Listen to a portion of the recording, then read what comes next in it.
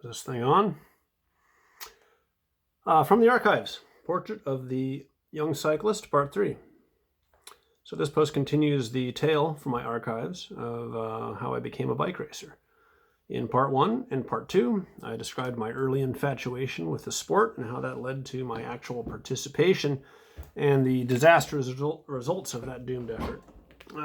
In this post, I go into what changed when I actually learned about training.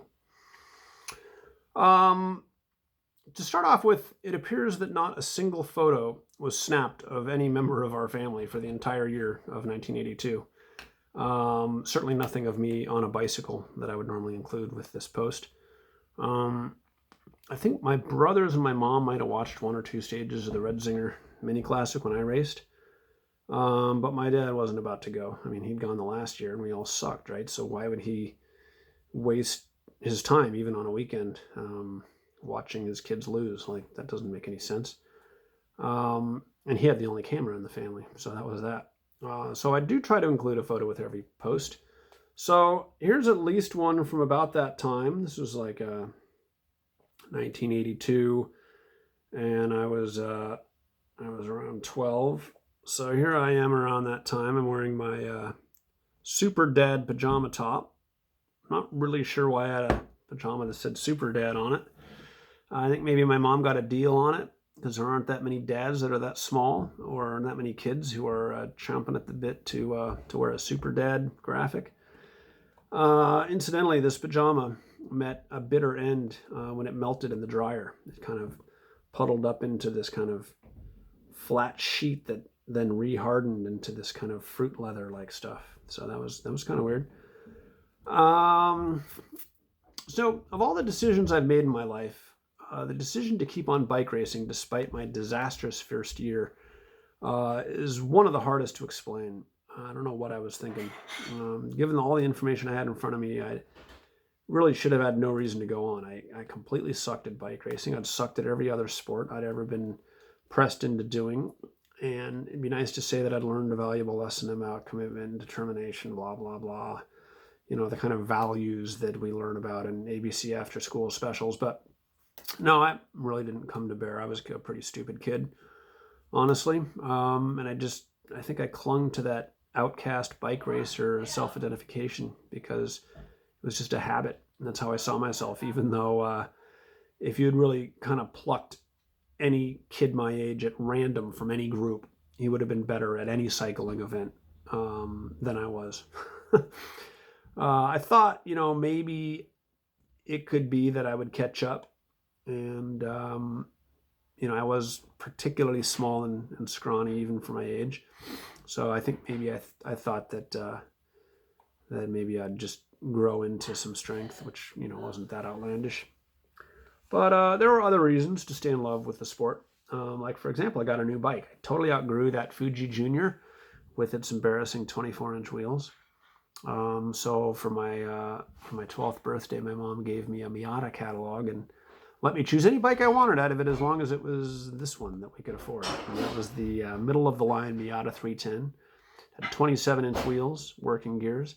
Had those 1 1/8 tires that I coveted because I couldn't get cool, narrow tires on my old bike. And as thrilled as I was by the idea of that bike, I'm looking through this catalog just drooling. They had the Pro Miata, the Team Miata, and the 912. That was their entry-level racer. I'm just like, oh man, these bikes are amazing. But I still remember the description verbatim of the 310. Offers the looks and the handling ease of the 912 with a price to fit most budgets. And I was like, wow, for the 310 to even share a sentence with the 912 suggested that, maybe this 310 is very raceable, right? This is a legit bike. And it was $265 back then. It was light blue, not unlike the Team Miata, although it didn't have the beautiful gold head tube and panels that the Pro and Team Miatas had. I mean, I loved that bike even before I test rode it over at the High Wheeler, or the Thigh Feeler, as my brothers and I came to call it. All of us ending up working there at one time or another in the intervening years, or the later years. So I suppose it was a few days after that test ride. Felt like a lot longer, but I went to pick up the bike. Like, they had mine ready for me. My mom wasn't around that day to drive me, so my brother Max was cool enough to give me a ride over there on the back of his Univega. And the saddle on his bike was like hard plastic. There was no padding, not even fabric. And it was like a 6 mile ride across town. So my butt was so sore by the time we got there. I wasn't sure I was even going to be able to ride the new bike home. But anyway, so we came back at like race pace, just flying through Boulder on the bike path there. And we went through the UC Boulder college campus. And we passed some college kid who must have been embarrassed to be passed by these little kids, right? So he jumped on our train.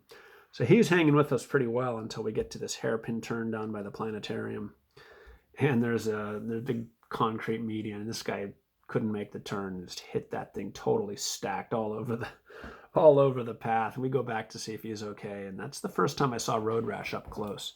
So that was pretty exciting. And I thought this guy was pissed. I thought he was going to pummel us, but he let us go. And we completed our glorious ride. So 9 days later, I rode that new Miata to the Morgul Bismarck stage of the Coors Classic. And by this time, my brothers and I were even more steeped in all the bike racing lore. I mean, we had our heroes and just super excited about the sport. The big talk there was the Russian team that fresh off their Olympic glory. And 3 or 4 members of that team broke away with Le Mans on that stage, and they're just in their badass red Soviet jerseys, except the one guy was in the blue King of the Mountain jersey, and they just took Le Mans out and kind of worked him over the whole day. Here's another awesome shot.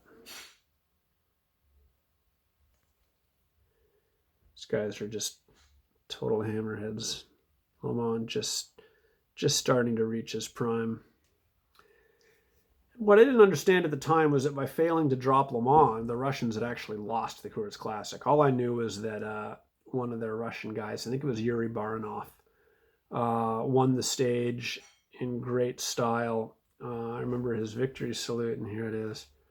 Kind of understated, not like fireballs to heaven, but kind of arms at 90 degrees. Le Mans looking totally defeated behind him.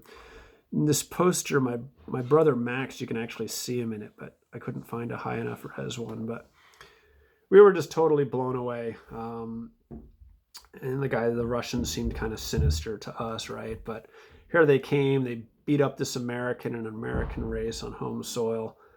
And oddly, it seemed kind of right and fitting to me that should happen. And I think maybe it was just a total anti-patriotism I had, because I wanted this sport to be foreign. I wanted it to be other. I wanted it to be an outcast sport versus becoming one more mainstream thing that everybody would be take for their own, even though I suck. The other thing I remember about that day in 1981, I think it was July 4th, but my brand new Miata got stolen there, and I wanted to die. I was so upset I didn't even go to the final stage of the Coors Classic in North Boulder Park. I just stayed home and cried, and my brothers went there with their friend Thane, and I had turned up a few leads at the race. I talked to the cops. I talked to a witness. Anyway, they actually found the guy that did it, and they got him arrested, and I got my bike back. It's not as interesting a story as you might think. I told a fanciful version at the time involving like a police raid and K9 units, and busting the door down and all that. But I had no idea how it actually went down. It's probably much more boring and squalid than that. So that was a rescue there. But as far as the sport, I don't think I ever would have ended up improving at it, except that fall or so. My best friend John, who was kind of a nerd like me at school, decided he wanted to be a bike racer. So he peppered me with questions, and I got a bike identical to mine, a blue Miata 310. And he started getting me to go out for training rides, which was frankly kind of a new thing. It was like, no wonder I sucked. I never trained, but I didn't really understand the link between training and getting strong. And I think I just didn't have the faith that it would make any difference. I just thought I just didn't have it in me. And I was just very lazy. I had swum for years. My mom made me. And I was dragged to practice every single day, 7 days a week. I never worked hard, never got anywhere. So I guess it was just a defect in me of some kind, but I was just lazy. And after I quit swimming, all other activities seemed to cease. I started watching a lot of TV. At first, I would just watch the quality TV like Star Trek. Then after a while, I was just watching whatever came on. Didn't really matter. Game shows, tic-tac-toe, The Joker's Wild. I mean, I was watching anything. It was getting pretty dark. I did start reading a lot in those days. That was kind of the silver lining. But athletically, I was just a non-entity. And cycling was a particular poor choice in this regard, right? Because you needed coaching and you needed structure. You needed someone kicking your ass to make you do it. And you don't get those things in cycling like you would with maybe a little league or running. So John really saved me from a childhood of physical sloth. It must have been one of the first training rides I did where I wasn't trying to get anywhere, or it wasn't my brothers dragging me out or whatever. But he called me on the phone. He was like, "Hey, you want to ride to El Dorado Springs?" I'm like, "God, El Dorado Springs, like, I don't even know where that is. That sounds really far away." I'm like, "God, I don't want to do that." So I thought, well, I'll ask my mom. Maybe she'll nix the idea. I can escape. So I asked my mom, "Hey, can I ride to El Dorado Springs with John?" She's like, yeah, totally, go for it. I'm like, dang it. Because now I have no excuse, right? I mean, I'm supposed to be the big bike racer. So we rode. And I don't actually remember the ride that well, but I imagine I probably tried to play the role of the wily old veteran and coach John the whole way, constantly give him pointers and whatever. But if he didn't figure it out on that first ride, he probably figured it out in the next 2 or 3 rides that I didn't really have much to teach him. And he was probably out climbing right off the bat. And, his willingness to train wasn't the only reason he was better. I mean, he had talent. He really did. And I didn't. But he dragged me out day after day. And for the first time in my life, I started to actually get pretty fit. We'd go out and we'd ride the Morgul Bismarck circuit. That's kind of a course made famous by the Coors Classic and the movie American Flyers. It was a tough little 13-mile loop with the hump and the wall, 3 big climbs on it. Even thinking about it now, like if I were to go ride that today, I'd feel a little bit of dread, actually. But the first few times we rode, we got kind of a late start. We're getting home right around sundown because it was like a 15 to 20 minute walk from our elementary school to his house. So what we would do is we'd run home to my house in just a few minutes, and we'd ride double on my bike over to his place, and then we'd ride from there. And this just became routine. We did this like every day. And when a big snow would come, he had all these cross-country skis and boots and bowls, and we would double on his commuter bike up to the trailhead and go skiing to stay fit. So my sole contribution to all of this, when he had all the other gear, was I had a ceramic Celestial Seasonings jug that we'd fill with tea. The following spring, my junior high school baseline had a program called BLAST, which stood for Baseline Activities Students Teachers. And the idea was to get faculty out there doing something fun with kids that didn't have anything to do with our classes. So the activities ranged from bowling to like Hebrew language lessons to restaurant touring. And of course, I chose cycling. And by this time, I was pretty strong. I was one of the strongest guys in the group. The strongest was a guy named Dave, a really nice guy. He had in retrospect, kind of a crappy bike, but it was very Euro. I think it was a Jeton. He was a couple years older. And there was another kid who was skinny as I was, but dark hair. His name was Nico, and he was only a year ahead of me. And he had a nice red SR semi-pro bike, really pretty new looking bike. And I could tell he was a newcomer to the sport because he wore full finger gloves, even though it's like 80 degrees in Boulder at that point. And I don't think he really knew how to draft, which I was pretty good at by this point because my brother Jeff would drag me out there, and he would make me ride like right behind him. And if I wasn't close enough, he'd go like this behind his back to show me like, you need to be this close to me. And if I didn't, then he'd punish me by dropping me. So Jeff was a pretty cool older brother in that, because obviously drafting is the name of the game. So the first time I rode with the Blast group, I was able to stay on Dave's wheel and we dropped Nico. And the second time, a week later, Nico kept up. The 3 of us finished together.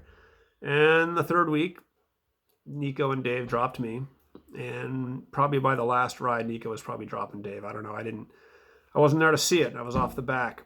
And this kind of began to establish a pattern that I'd started with John, where like I'd meet somebody, get him excited about bike racing, we'd start riding together, and then right away he would show massive improvement that I wouldn't, and would be on the way to greater things. Would literally leave me behind. But this year I came to the Red Zinger Mini Classic much better prepared than in previous years. The previous year, I knew I'd grown a bunch because I was now fitting this bike with full size wheels, and I was also physically fit, and I knew how to draft, and I even had some basic suffering skills. So I went in pretty confident. This was the first they had prelim races, a couple of them, to see if you could make Division One versus Division Two. Division One obviously being the faster one. So this is like a week or two before the Mini Zinger proper. And there was a good crowd there. They had a photo finish camera. I'd never seen that before. I was just totally amped up. So from the gun, I just went right to the front, just like my brother Max had done the year before. But the difference is, instead of having a suspicious mechanical problem a few laps in and drifting back, I was just keeping up the speed lap after lap, about 5 laps in a row. I was just on fire. Felt like God, just leading the race right at the front. And it was so cool because for once I knew what was going on, right? The previous year, I didn't know how many guys were ahead of me. I didn't know who was behind me. I didn't know what lap we were on. I was just lost. And now it's like everything's really simple. Nobody's ahead of me. Everybody's behind me. And if someone's not even close behind me, that person doesn't even matter anymore, just like I hadn't mattered the previous year. All I had to do was hold this position and I would win, right? Now, I wasn't that stupid. I kind of knew that I wouldn't be able to just stay at the front the whole race and then win. I mean, I knew that guys were drafting me and I needed to start to share the work, but I couldn't get anyone else to lead. So I'd pull over and the whole group would follow me and I'd go this way and they'd all follow me. And I'm like, damn it. So finally I just slowed up a little bit and then it was just like, they just all go flying by me. I'm like, crap. I felt like Wile E. Coyote when he like wanders off the edge of a cliff and doesn't realize it until he looks down and then he knows he's screwed. So it was all I could do to like try to fight my way back into the pack and start trying to move up again. So I finished somewhere between 10th and 15th in that race. A huge improvement over the previous year, but I couldn't be happy with it because John and Nico, Nico won and John was second in the race. So after that, when they just started, it was their first race. And I was so demoralized. I rode home by myself, bound and determined that I would never attempt anything again, ever. And there was more to embitter me that year. I had assembled a great team for the race. I got obviously John and Nico to join my team. And I was looking at the previous year's winners, and the guy who won it the previous year, for some reason, wasn't around, wasn't racing, or I couldn't find him. I don't know. But I found the guy had gotten second, Grant Haugen, and I recruited him to be on the team. And I didn't even know this guy. It was like kind of a big step for me to like go recruit this guy. I even lined up our sponsor, Fisk Planetarium. The director was a family friend. So we were going to be the Fisk Flyers. And I thought we could be in contention for the overall team title. So everything was really cool on the team front until the directors, led by Eric Sandvold, it was his dad who was really kind of running it, but he had the team of 4 teenagers that were the co-race directors. And he decided after the prelims that our team was too good, like it wouldn't give any other team a chance. So he decided to split us up. So he kept John, Grant, and me together, but he put Nico on a different team. I was pretty mad about that, but at least I was still on the team with my best friend, whatever. But almost right away, John and Nico had a private conversation, following which Nico decided that he was going to fix this. So right in front of me, he phoned the race promoter, Eric, and negotiated this change so that he and John could be on the same team. And kind of bugged me how syrupy, sweet, and glib he was on the phone. Yeah, hi. Yeah, I just want to talk to you about this team because, we really trained together and he wanted to be on this team. And it kind of bugged me even more. He was so confident, as though he and Eric went way back, which they didn't, or like, he acted like a made man, like he always gets what he wants, and no chance of being turned down. And plus he's kind of screwing me over with this team I put together right in front of me. Like he didn't have to make the call in my presence. It's almost like he was just showing off or rubbing my nose in it. So I lost both my best teammates. And the other thing that was a smack in the face about it was that, John had been my best friend since like first grade. And on and off, but we went way back. And I, started him in the sport and put the whole team together. I would think that would have made more difference than who's faster, but no, that didn't matter anymore. They were faster. They needed to be together, and probably they were going to be better friends now too, right? Because they're fast and I kind of suck and whatever. So, and their team, not surprisingly, won the overall, and my team wasn't even in contention. Grant was plenty strong, but he crashed in like half the stages. So I ended up finishing the mini zinger in about, I think it was 11th overall. I could have been happy about it, but I wasn't after all that training. And plus, my brothers lectured me on how I lost due to my own stupidity, which was probably true, but still. So later that year, we all got USCF licenses, and Nico and John were recruited to the Flatirons Velo Club team, and they got cool jerseys and matching bikes at cost, and went on to keep winning all year. And I continued to lose. And my only consolation really was this one race when John crashed out and cried in front of his mom afterward, and she was pretty visibly embarrassed.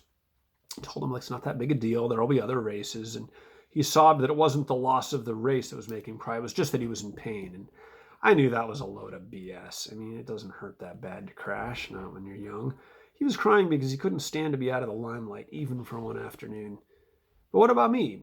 I was training plenty by this point, on my own, by the way, because I wasn't good enough for these guys. But I was keeping training. I was getting no results. I was never going to be in the limelight at all. So